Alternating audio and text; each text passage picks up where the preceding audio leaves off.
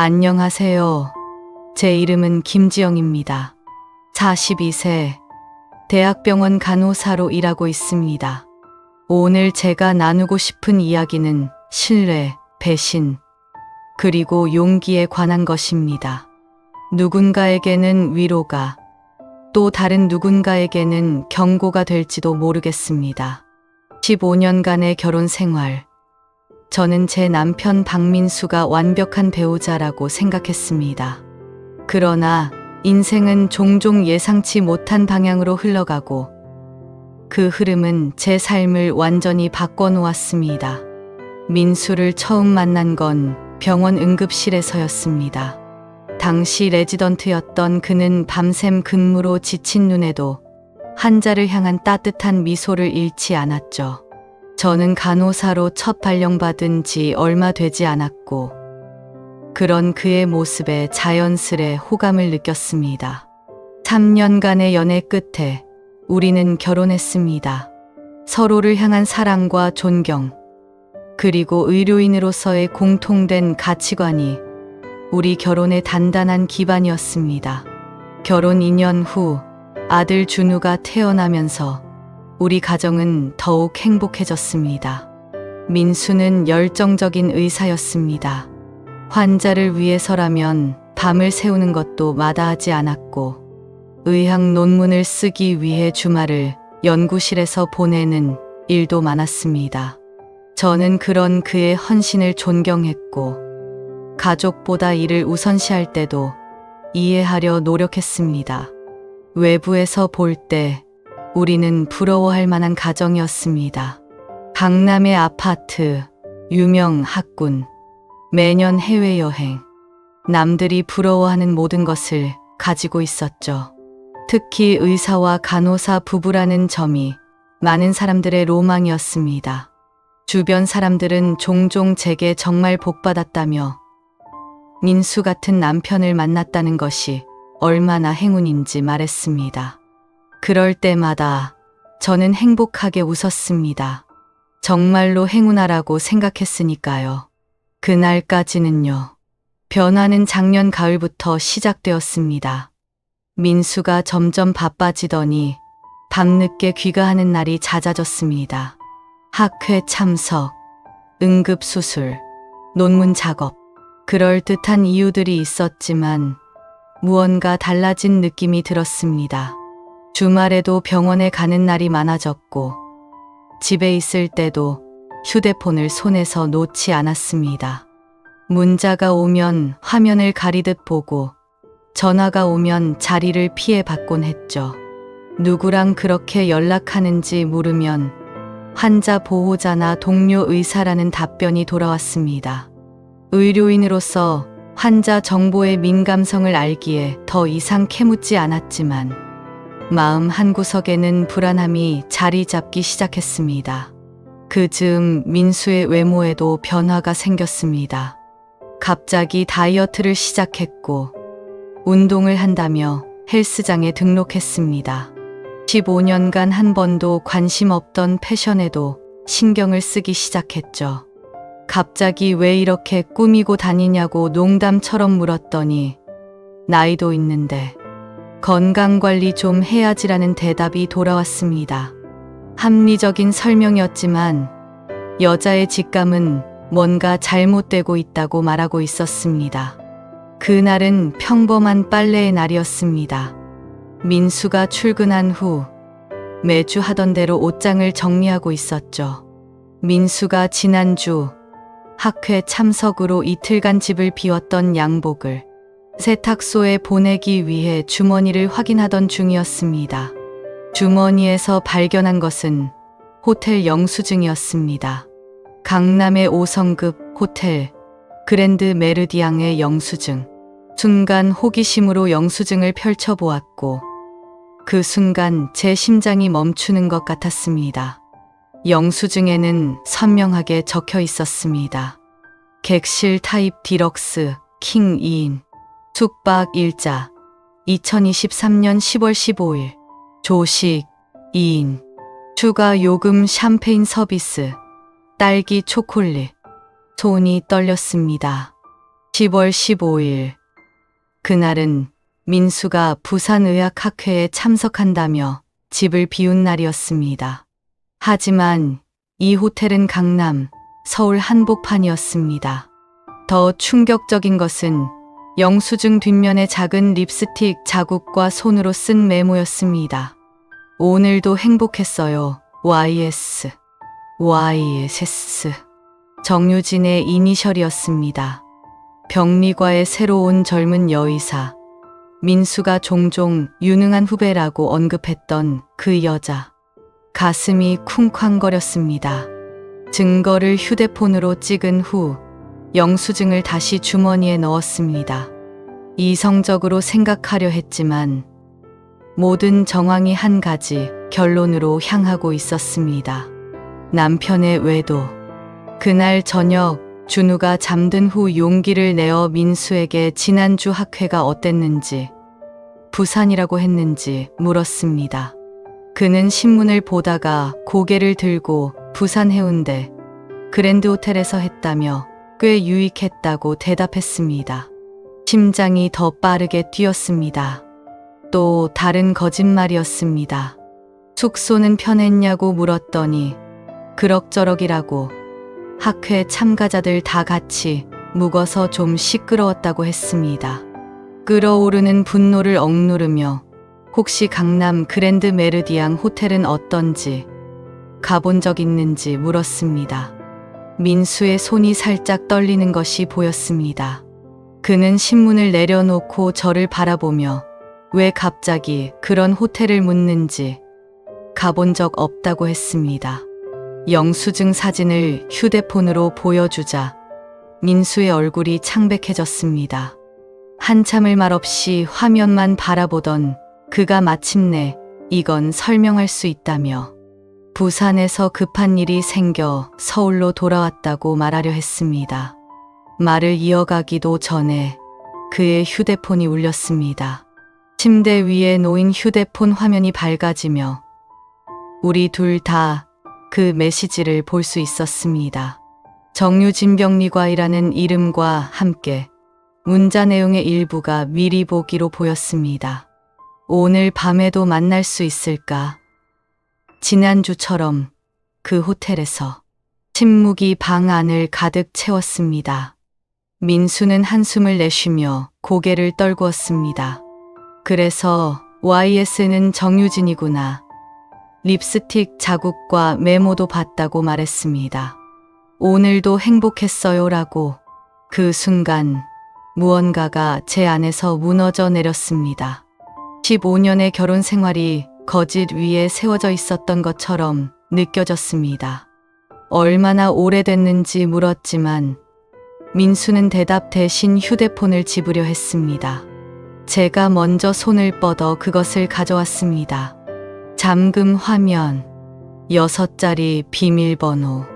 비밀번호를 달라고 했습니다. 민수는 진정하라고 했지만 제가 소리치자 체념한 듯 비밀번호를 말했습니다. 061014. 준우의 생일이었습니다.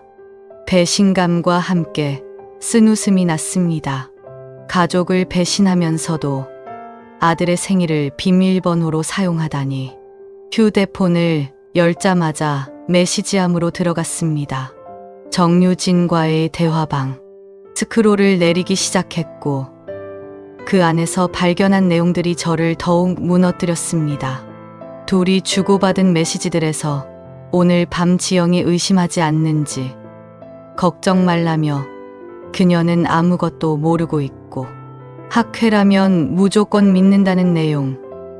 요즘 왜 이렇게 자주 늦게 들어가냐는 질문에 아이 때문에 바빠서 나에게 신경 쓸 겨를이 없다는 대답들을 발견했습니다. 대화는 6개월 전부터 시작되어 있었습니다. 사진들도 있었습니다. 둘이 함께 찍은 셀카, 호텔 침대에서의 은밀한 사진들. 손이 떨려 휴대폰을 떨어뜨릴 뻔했습니다. 갤러리를 열자 더 많은 사진들이 있었습니다. 민수가 출장이라며 다녀왔다는 제주도에서 유진과 함께 찍은 사진들. 우리 가족이 추억을 쌓았던 그 해변에서. 그리고 가장 충격적인 발견. 숨김 앨범 폴더에는 유진뿐만 아니라 또 다른 여성과의 사진도 있었습니다. 약 1년 전 날짜의 사진들. 불륜이 한 번의 실수가 아니라 패턴이었던 것입니다. 이 여자는 누구냐고 물었더니 민수는 고개를 푹 숙인 채 전 병원 약사였고 6개월 정도 만났다고 대답했습니다. 방바닥에 주저앉고 싶은 충동이 들었지만 가까스로 버텼습니다. 휴대폰을 내려놓고 천천히 침대에 앉았습니다. 왜 나한테 이런 짓을 한 거냐고 물었습니다. 목소리가 갈라졌습니다. 민수는 한참을 침묵하다 마침내 미안하다며 설명하기 어렵다고 했습니다. 유진이가 자신을 이해해주고 연구와 꿈에 진심으로 관심을 가져준다고 말했습니다. 그의 변명을 듣는 동안 머릿속에서는 지난 몇 개월간의 기억들이 빠르게 스쳐 지나갔습니다. 늦은 귀가, 주말 학회, 갑작스러운 출장, 모두 거짓이었습니다. 갑자기 시계를 보니 밤 11시. 이 시간이면 병원은 문을 닫았을 텐데 유진에게 오늘 밤에도 만날 수 있을까? 라는 메시지가 왔다는 것은 오늘도 만날 예정이었는지 물었더니 민수는 대답하지 않았습니다. 그의 침묵이 모든 것을 말해주고 있었습니다. 몇 시에 만나기로 했냐고 물었더니 만남 시간이 12시라고 했습니다.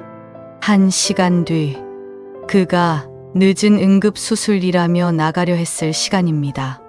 갑자기 분노가 치밀었습니다. 테이블 위에 있던 와인잔을 집어 벽에 던졌습니다.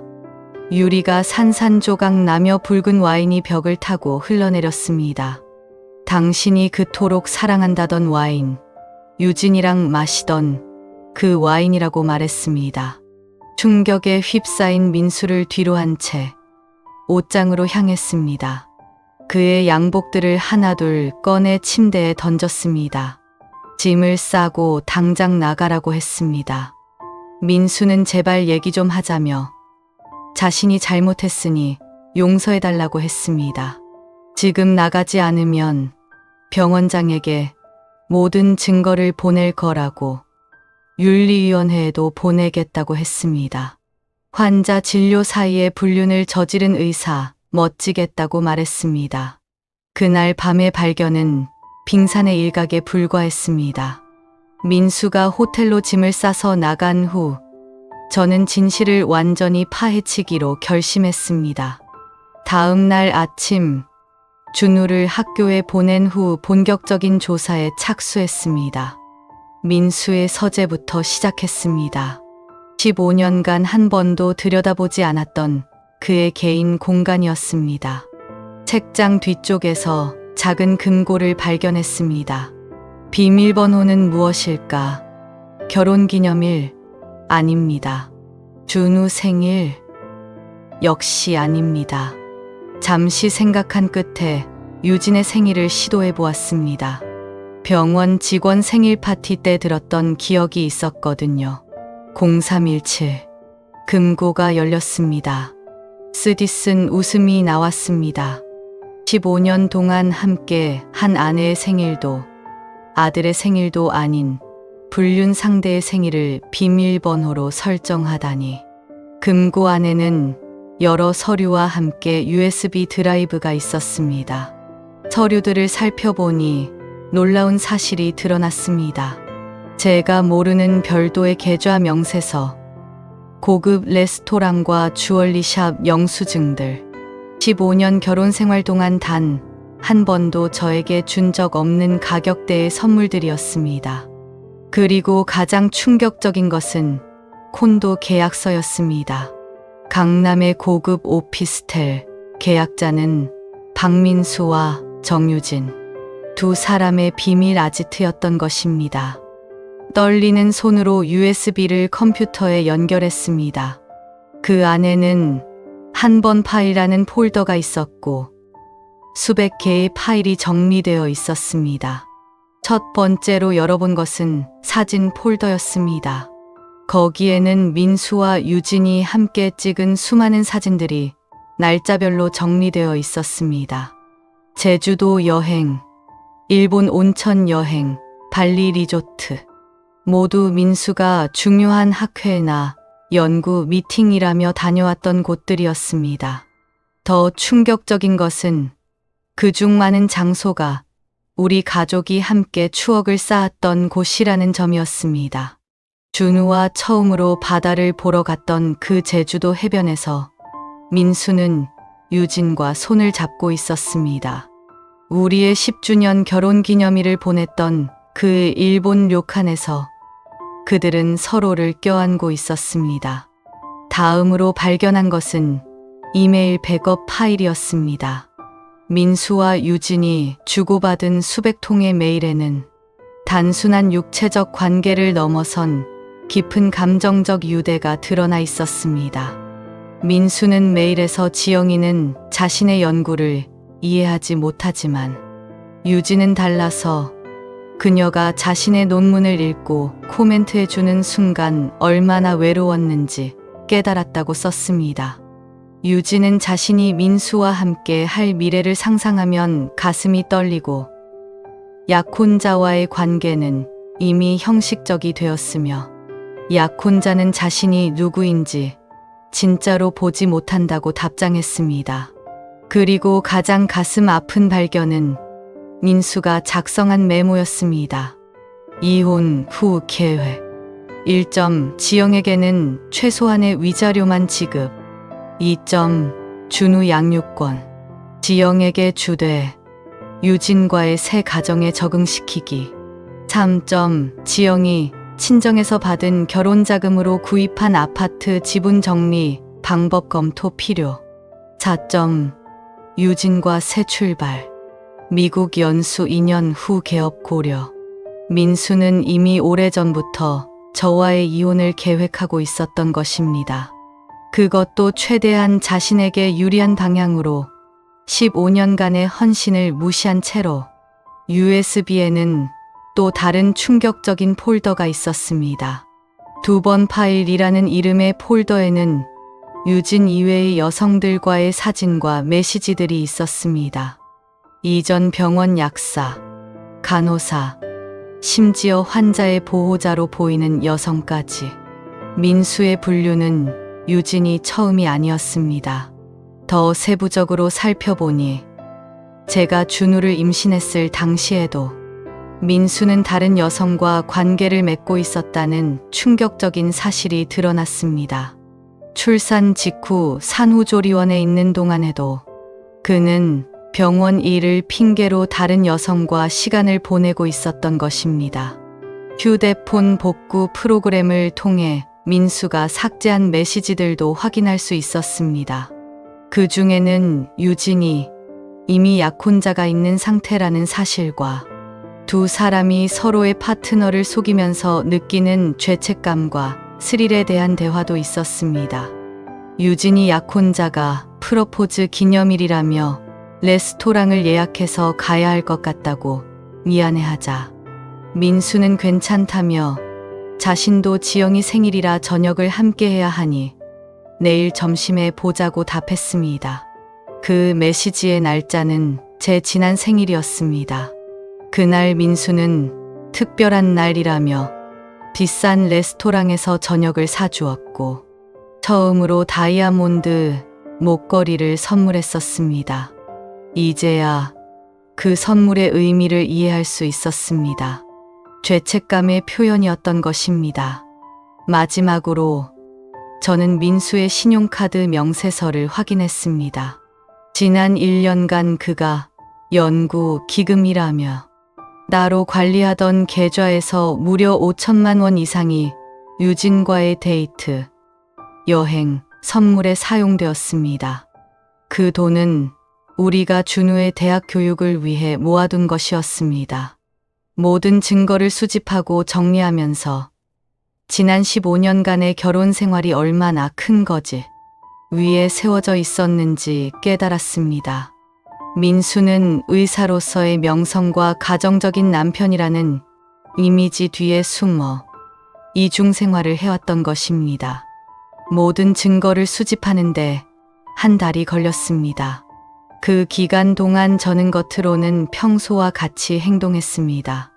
민수는 관계 회복을 위해 노력하는 척했지만 휴대폰을 확인해 보니 여전히 유진과 연락하고 있었습니다. 민수는 우리 다시 시작하자며 자신이 잘못했고 2번 다시 이런 일 없을 거라고 말했습니다. 그의 말을 들으며 저는 웃음을 참았습니다. 거짓말쟁이의 약속이 무슨 의미가 있을까요? 하지만 저는 그의 말에 고개를 끄덕였습니다. 복수의 계획이 완성될 때까지 시간이 필요했으니까요. 변호사를 만나 상담받은 후 저는 철저한 계획을 세웠습니다. 먼저 모든 증거를 정리했습니다. 문자 메시지, 이메일, 호텔 영수증, 사진들 모두 시간 순으로 정리하고 백업했습니다. 이 자료들은 법정에서 사용할 수도 있었지만 제가 생각한 복수에는 더 특별한 용도가 있었죠. 다음으로 재정 상황을 점검했습니다. 민수가 빼돌린 자금의 흔적을 모두 찾아냈고 공동 명의로 된 재산들의 목록을 작성했습니다. 민수가 몰래 진행하던 의료, 벤처 투자 정보도 확보했습니다. 그가 병원 동료들과 함께 추진하던 비밀 프로젝트였죠. 마지막으로 민수의 약점들을 파악했습니다. 그의 인생에서 가장 중요한 것은 무엇일까요?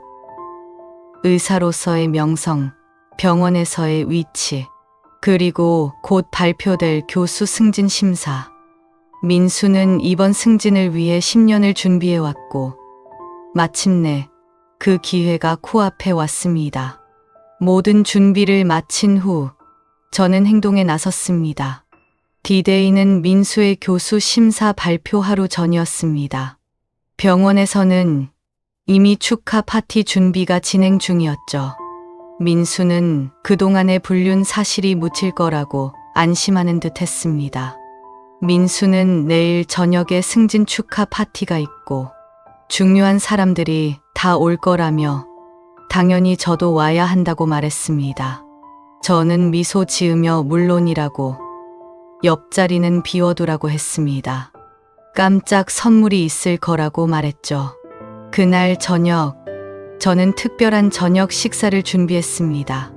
민수가 좋아하는 스테이크, 와인, 그리고 디저트까지. 마치 아무 일도 없었던 것처럼 행복한 가정의 모습을 연출했습니다. 식사를 마친 후 준우가 잠든 시간에 저는 민수에게 내일 발표 전에 진지하게 얘기할 게 있다고 말했습니다.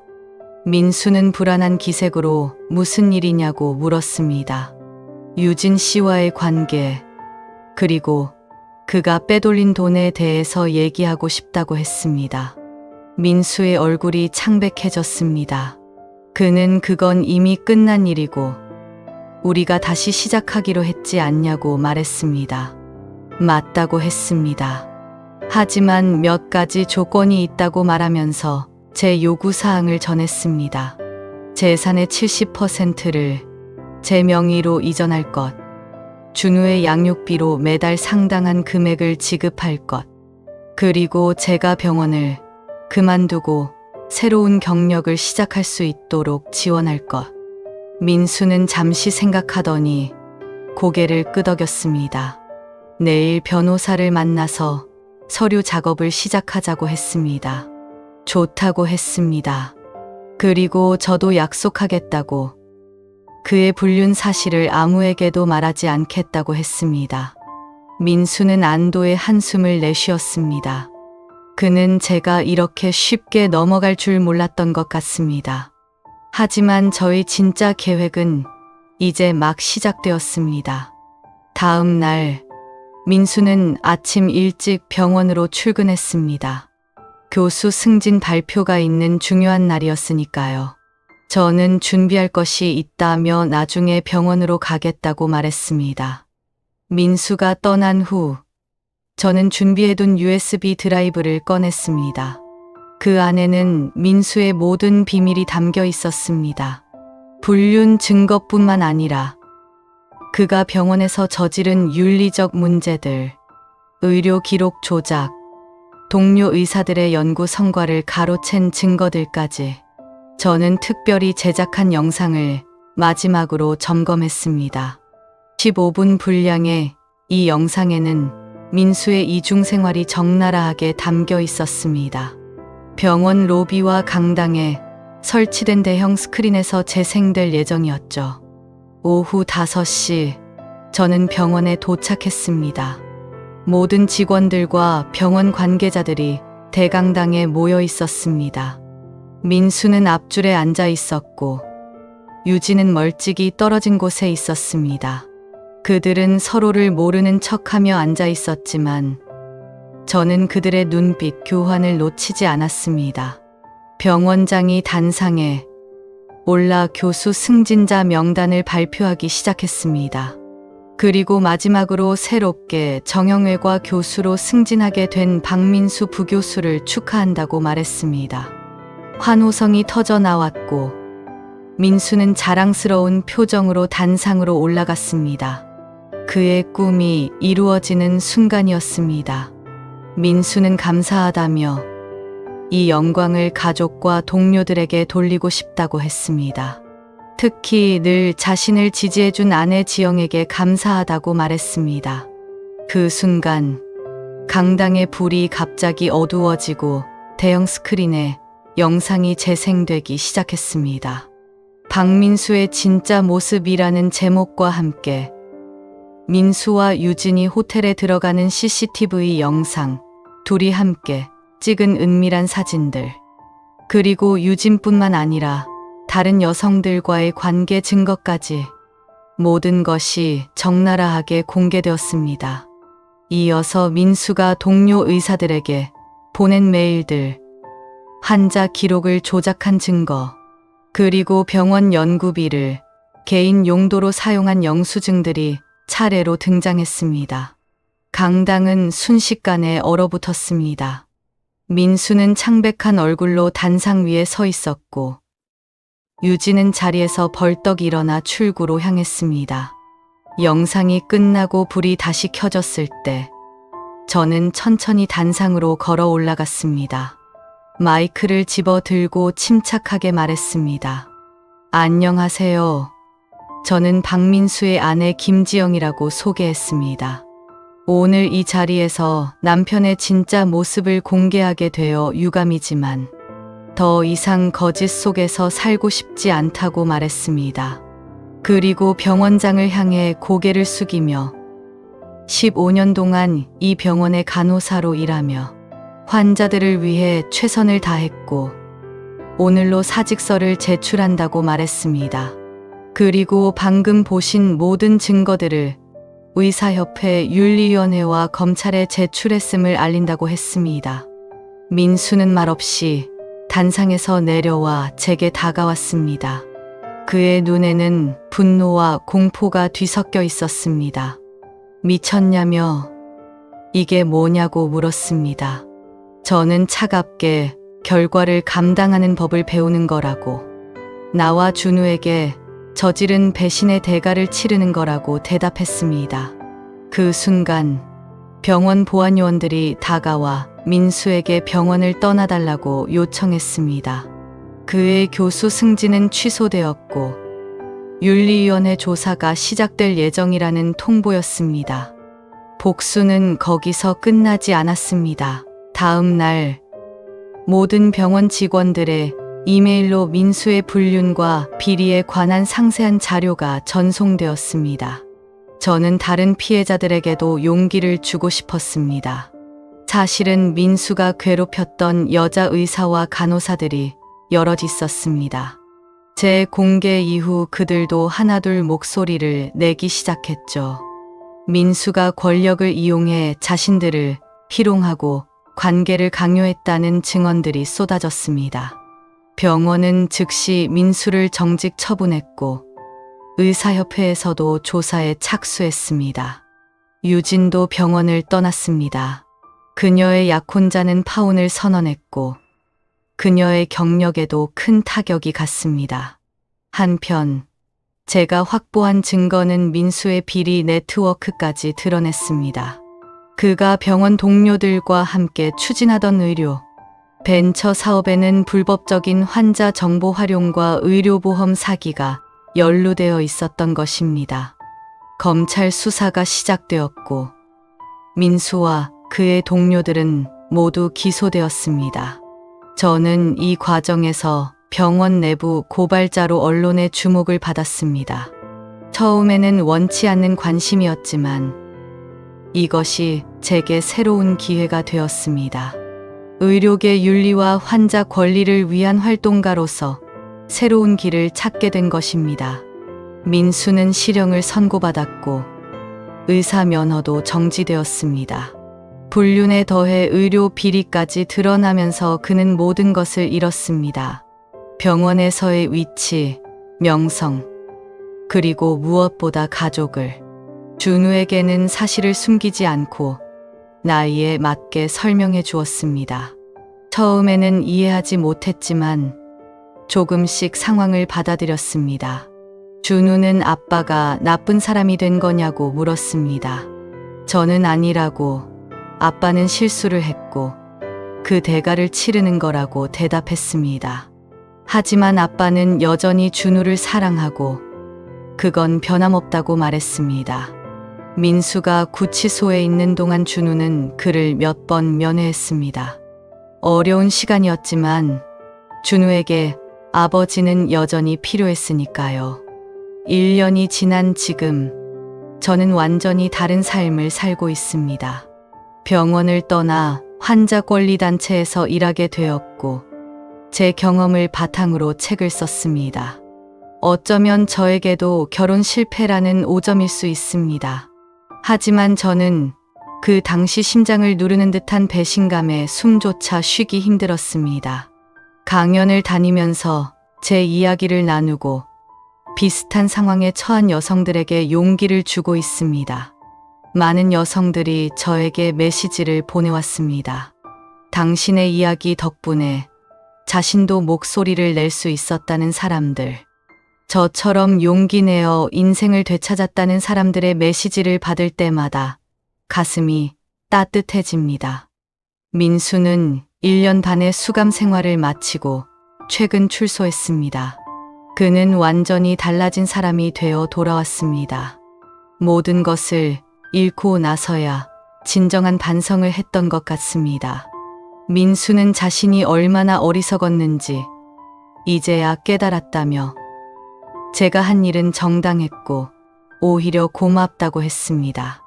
자신이 진짜로 변할 수 있었다고 말했습니다. 그는 지방의 작은 클리닉에서 다시 의사 생활을 시작했습니다. 면허는 부분적으로 회복되었지만 예전의 명성을 되찾기는 불가능할 것입니다. 그리고 그는 이제 그것을 받아들였습니다. 준우와의 관계는 천천히 회복 중입니다. 주말마다 만나 함께 시간을 보내고 있습니다. 저는 그들의 관계를 방해하지 않습니다. 아무리 민수가 저에게 상처를 줬더라도 그는 여전히 준우의 아버지니까요. 제 인생에도 새로운 사람이 들어왔습니다. 강연 중에 만난 인권 변호사 김태현. 그는 제 이야기에 감동받아 연락을 해왔고 우리는 자연스럽게 가까워졌습니다. 태현은 준우에게도 좋은 친구가 되어 주었고 서두르지 않고 천천히 관계를 발전시켜 나가고 있습니다. 태현은 저처럼 용기 있는 여성은 처음 봤다며 제가 많은 사람들에게 영감을 주고 있다는 걸 알아달라고 말해 주었습니다. 복수는 달콤했지만 더 중요한 것은 그 이후의 치유와 성장이었습니다. 처음에는 민수를 무너뜨리는 것이 제 목표였지만 결국 깨달은 것은 제 자신을 되찾는 것이 진정한 승리라는 사실이었습니다. 지난 주말 준우는 이런 말을 했습니다. 엄마, 아빠가 한 일은 정말 나빴지만 엄마가 그렇게 강하게 맞서지 않았다면 우리 지금 이렇게 행복할 수 없었을 거예요. 엄마가 자랑스러워요. 그 말이 제게는 가장 큰 선물이었습니다. 아들이 제 선택을 이해하고 심지어 자랑스러워한다는 사실이 모든 고통을 씻어내는 것 같았습니다. 병원 동료들로부터도 많은 응원 메시지를 받았습니다. 처음에는 스캔들로 여겨졌을지 모르지만 시간이 지나면서 많은 사람들이 제 용기에 박수를 보내주었습니다. 특히 젊은 여성 의사와 간호사들은 제게 롤모델이 되었다고 말해주었습니다. 여러분 중에도 저와 비슷한 상황에 처해 있는 분들이 있을지 모르겠습니다. 배우자의 배신을 느끼고 무엇을 해야 할지 몰라 밤마다 눈물을 흘리고 계신 분들에게 말씀드리고 싶습니다. 당신은 혼자가 아닙니다. 당신의 고통을 이해하는 사람들이 있습니다. 저도 그 중 한 명입니다. 저는 그 어둠 속에서 걸어 나왔고 여러분도 그럴 수 있습니다. 배신을 당했을 때 우리는 종종 자신을 탓합니다. 내가 뭔가 부족해서, 내가 더 노력했더라면. 하지만 그건 사실이 아닙니다.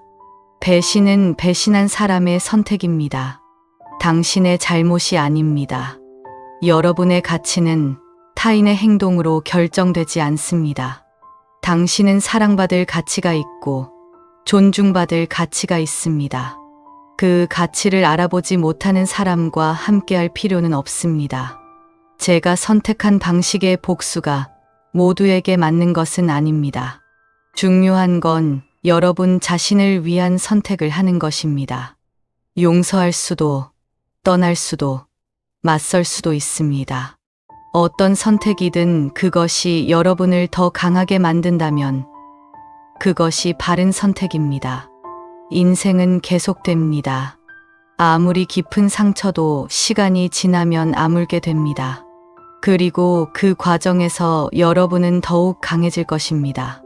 저는 이제 과거의 고통을 뒤로하고 새로운 미래를 향해 나아가고 있습니다. 배신의 아픔이 있었기에 더 단단해진 제 모습을 발견합니다. 민수의 선택이 제 인생을 바꾸었지만 어떻게 살아갈지 결정하는 것은 결국 저 자신이었습니다. 거짓 속에서 살던 시간보다 진실 속에서 사는 지금이 훨씬 더 자유롭고 행복합니다. 여러분도 자신의 가치를 알고 결코 타협하지 마세요. 진정한 사랑은 배신하지 않으니까요. 때로는 끝이라고 생각했던 순간이 새로운 시작이 될 수 있습니다. 그리고 그 시작은 더 아름다운 이야기를 만들어 갈 것입니다. 만약 지금 이 영상을 보시는 분 중에 비슷한 상황에 처해 있는 분이 계시다면 부디 혼자 고통받지 마세요. 도움을 청하세요. 친구, 가족, 전문 상담사, 누구든 당신의 이야기를 들어줄 사람을 찾으세요. 그리고 기억하세요. 이 어둠은 영원하지 않습니다. 반드시 빛은 찾아옵니다. 여러분의 용기 있는 선택을 응원합니다. 그리고 여러분은 생각보다 훨씬 더 강합니다.